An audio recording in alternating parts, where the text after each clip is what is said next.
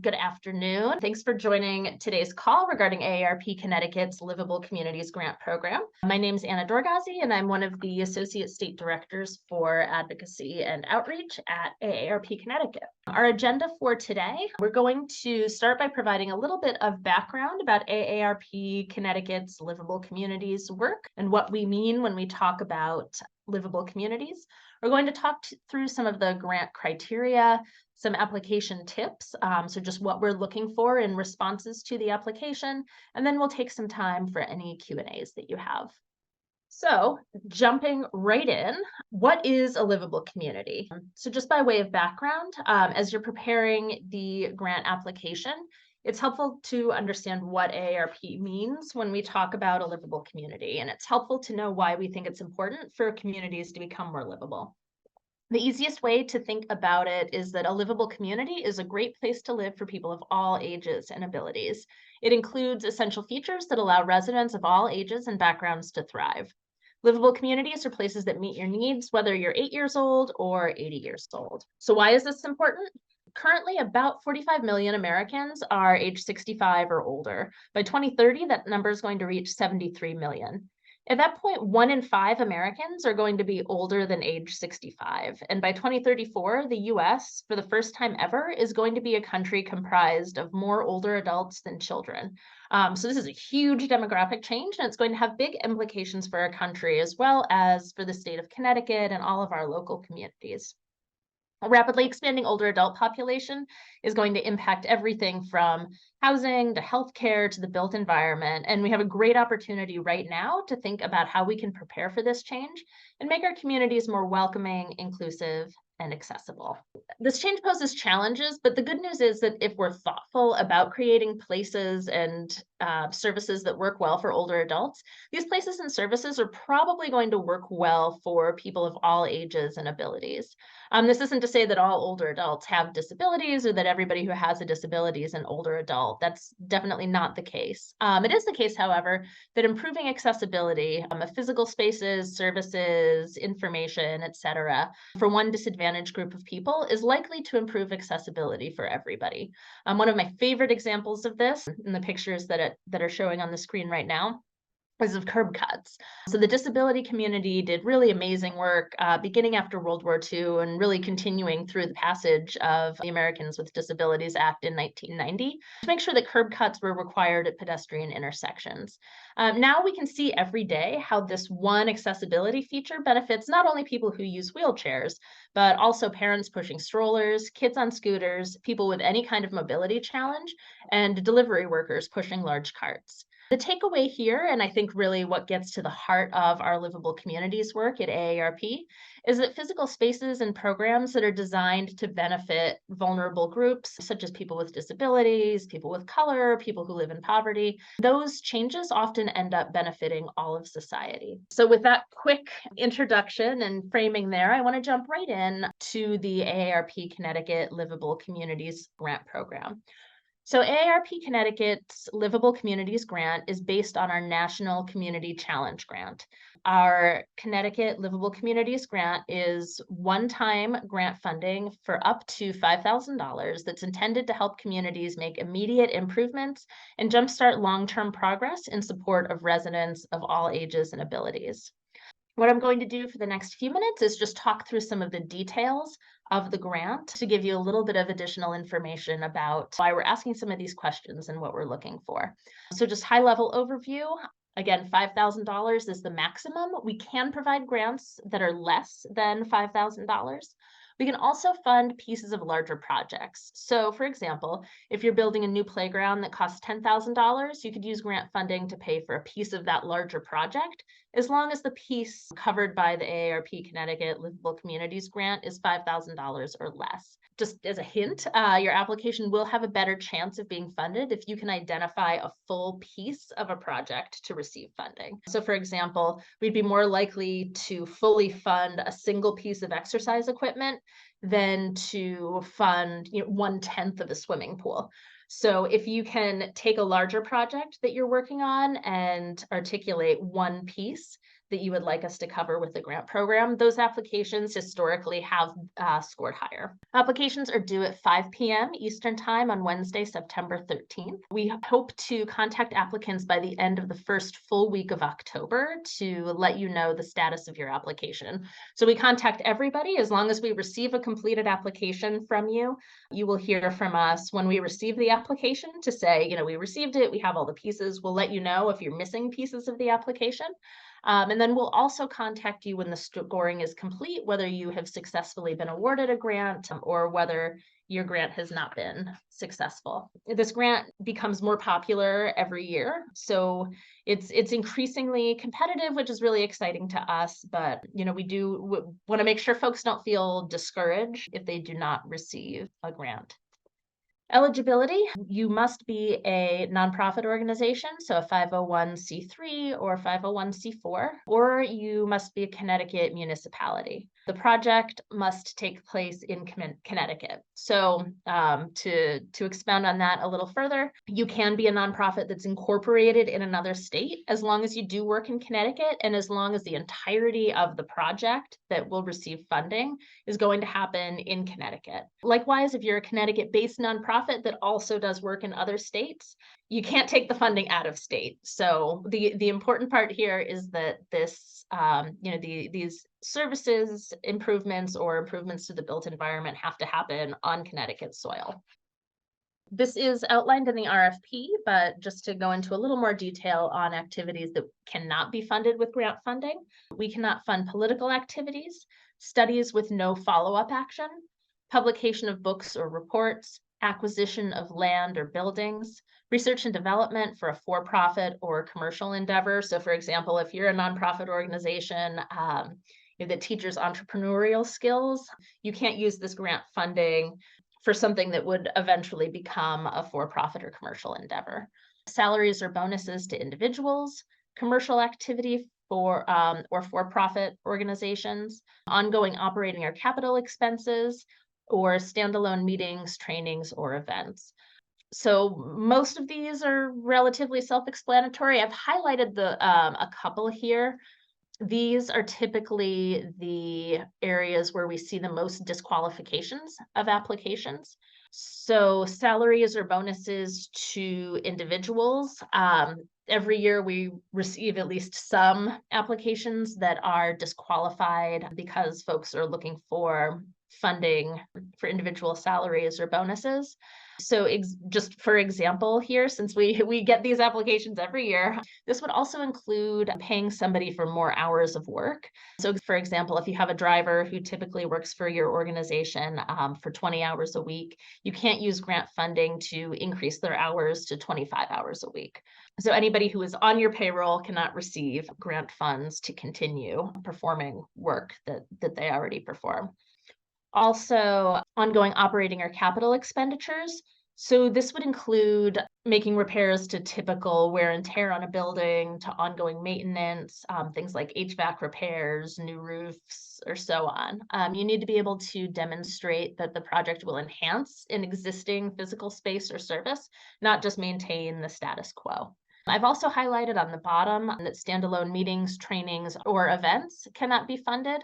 I'm highlighting that because this is a change from previous years of this grant. Even though there are a lot of great ways to use meetings, trainings, and events to promote livability, especially when it comes to areas like social inclusion, it can be difficult on our end to sort out some of the eligibility implications of who's being hired, who's providing the training, what does this look like. So this year, we decided that those sorts of meetings, trainings, and events are not eligible for grant funding. I just want to highlight here the 8 domains of livability. This is something that we talk about in the grant application, and we'll come back to this. But this is a framework that was developed by the World Health Organization and can be used by communities and organizations to organize and prioritize their work to become more livable for both older residents and people of all ages. I'm just flagging this now because there's a question in the application about it, and we'll come back to that in just a minute. So what I'm going to do now is pull up the application itself, and we go through some individual pieces of the application, and I can let you know in a little bit more detail what we're looking for in each section. So the first page of the application is pretty straightforward. We're just looking for Who are you? Where are you located? Do you meet our basic eligibility criteria? So primary contact, this should be the person who you want to receive communications about the grant. That's the person that we're going to email in October to let you know, the status of the grant application. It's the person who we're going to email. Looks like we're missing a piece of the application, or as sometimes happens, somebody will submit an application and for whatever reason it will have saved wrong, and a page might look blurry. So that's the person within your organization who should be best equipped to provide any supplemental information and to receive information about the status of the grant. Secondary contact, we ask for that just in case people get sick, they go on vacation. We just want to know that we can get in touch with somebody else at your organization. Project summary, we don't score this, but I think the way to think of this is we put out a press release when grants are awarded each year that highlights the winning projects. We like to just copy and paste directly from the applications for that press release. And as we're talking about the grant winners, this is usually the summary that we look to. So, kind of think of this as the elevator speech of your project. Grant requested, again, not to exceed $5,000.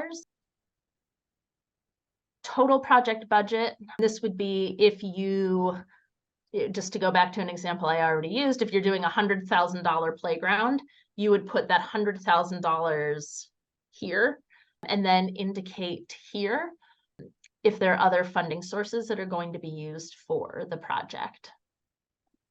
How did you learn about the grant? We just like to know the most effective ways to get the word out. So project description, this is where the scoring for the grant starts. You'll notice that there are character limits in each field. The fields will cut you off when you hit the limit, so you don't have to, count as you go. We'll let you know when you've hit the limit. So right here, we're looking for, this is the biggest single piece of scoring for the grant. So we're really looking for a lot of detail here. What we hope as reviewers to get out of this project description is a response that clearly outlines your plan for the funding, a response that describes a complete and coherent project, a description of a project that supports AARP's organizational goal of making communities more livable for people of all ages and abilities, and a response that clearly discusses how the project is going to impact older adults age 50+ in your community.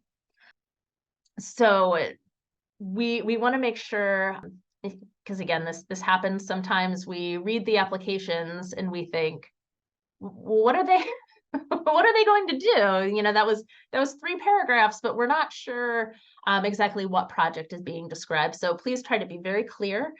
Other things that we're going to be looking for in this section, make sure that the project can be completed in the allowed time frame. So time frame for project completion is 12 months, and that's 12 months from the day that we enter into an MOU with you.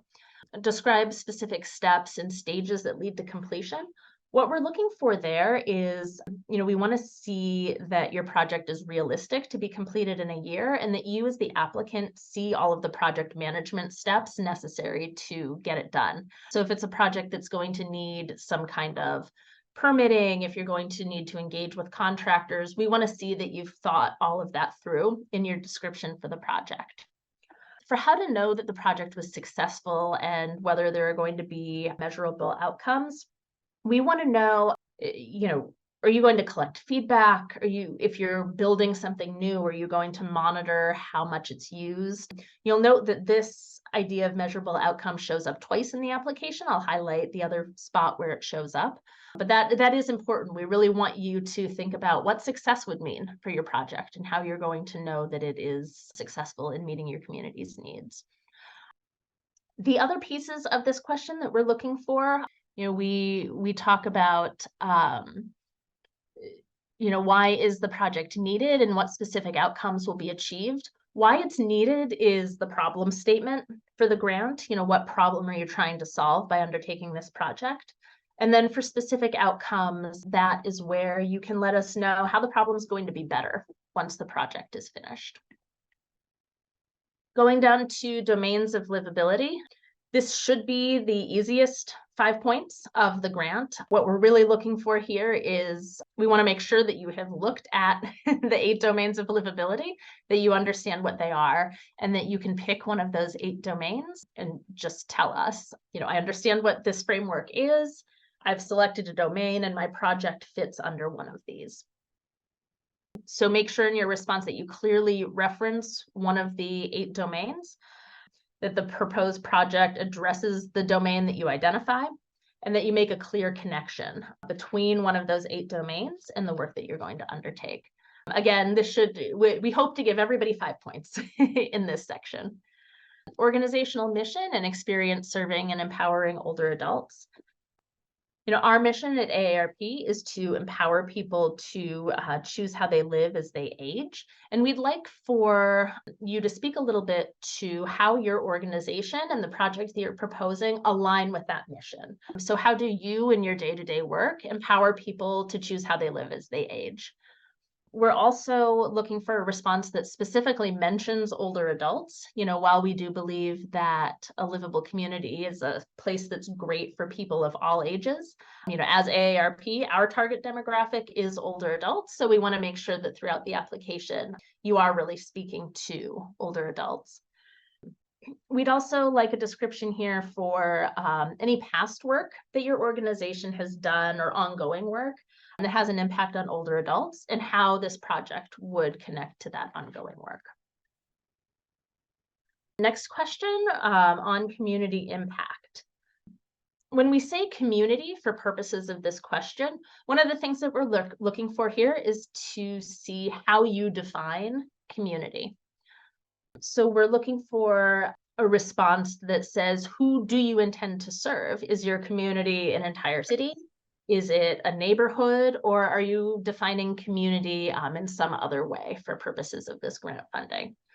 We'd like your response to specifically reference one or more of the marginalized communities that we have listed here, and to provide a thoughtful assessment of how the project will impact that community or communities.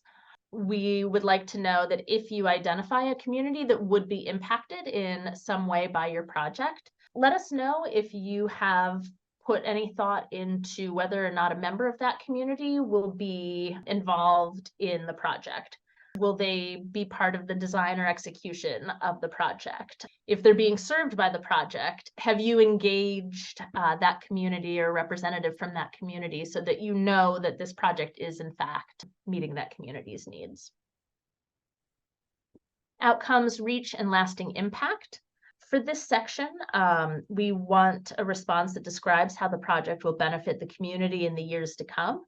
So the impact would be the result of a long-lasting change to the built environment, but it could also be a social change, and we're interested in how you articulate what that change is going to look like. We would like your response in this section to demonstrate the value of the project. It's okay to have a project that might only impact a few people in the community if the impact on those couple of individuals will be very significant. So for example, maybe you have a project to redo a crosswalk that 1,000 people a day are going to use.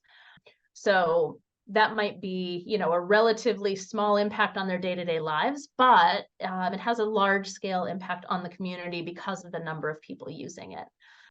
On the other end of things, if you build a ramp at a group home, for example, that's going to impact a smaller number of people. But if you can describe how that project's going to have a very, very significant day-to-day impact on that small group of people, we still consider that a significant reach and value. Again, in this response, we're looking for a specific reference to the older adults in the community and how the outcomes, reach, and impact will touch that older adult 50+ population. You'll notice again that this is the second question in the grant application where we ask about measurable outcomes. This is important. We want you to be thinking about once the project is done, how are you going to be able to look at that completed project and know for yourselves and know for the community that you have achieved what you set out to achieve. There's also a question here, is there potential for this project to be scaled up or enhanced in the future? We're not going to take points away if the answer is no. We just want you to, speak to that question. Even if the answer is no, it's fine to say, we anticipate this project remaining at scale. We don't see future enhancements. Just make sure, as a tip throughout the application, if we asked the question, please make sure that you can point to the response to the specific questions in your written responses. Community engagement. We are here looking for whether or not you can talk about how community members are going to be involved in either the creation of the project or the finished product. So are you going to sort of think through this project, design it, behind closed doors and then announce it to the community? Or are there steps throughout the creation and execution process where you'll be soliciting feedback and giving folks an opportunity to be meaningfully involved in the creation and implementation of the project? Also here, we're looking for folks to talk about, are older adults the target audience for the finished product, or is it going to have a broader community impact? So again, going back to the example of something like curb cuts, that is something that benefits people of all ages. So elsewhere in the application, you can speak to why that's an important project for older adults, but it's also okay to say, we see the entire community in a really big way being impacted by this project. Finally, the project budget. And then finally, additional criteria that we're looking at. This is, kind of think of this as bonus points. So if you have not received one of our grant awards in the past 3 years, we're looking to, expand our reach and fund some new organizations. So we're going to give 3 bonus points to folks who have not received an application in the past. We have some great, repeat applicants each year, and we didn't want to make anybody ineligible because these projects still all have really great value, but we wanted to give a little bump to newer folks. If the project or applicant organization is located in a distressed municipality, we're going with the criteria that the Connecticut Department of Economic and Community Development uses to identify distressed municipalities. You don't have to do anything to indicate that one way or another. We will look at that on our end. And then innovation points. So every year we get applications where we think, oh man, like this project, maybe they didn't fully respond to a question in one section, but the actual project itself is just so mind-blowingly good. It's innovative, it's new, it pushes the envelope somehow. We want a way to reward organizations that come up with these new and novel ideas. But we know that there's so much, really good, bread and butter work that needs to happen in the livable space that we didn't want to take points away from anyone. So we set this up as bonus points for our criteria this year. So with that, I had mentioned earlier the 8 domains of livability. This is available at aarp.org/livable if you want to read up a bit more on this framework. If you're interested in just general resources and want to learn more about AARP's work in the livable community space, I would recommend visiting, again, the website that's right at the top of the page here, aarp.org/livable. We have a really incredible livable communities library. So you can take a peek in there. Some of these are projects that have been funded with AARP grant funding in the past. So you can learn about the kinds of projects that really fit what we're looking for when we talk about livable communities. And even if you decide not to apply for this particular grant, these are just excellent resources for anyone doing work in this space. We also have a Livable Communities e-newsletter that's really helpful. It comes to your inbox, I think, once a week. And that's where you can get more information about some of our national livable communities opportunities. For follow-ups, you can email my personal email address, adorgazi@aarp.org. You can also email ctlivable@aarp.org. So any questions, feel free to reach out at any time. Again, adorgazi@aarp.org is my personal email address, or ctlivable@aarp.org. Definitely use that CT Livable address to submit applications, because that's where we're going to be looking for them at 5 p.m. on Wednesday, September 13th. All right. Well, thank you again. Everybody feel free to reach out if you have any further questions, and we look forward to seeing your applications.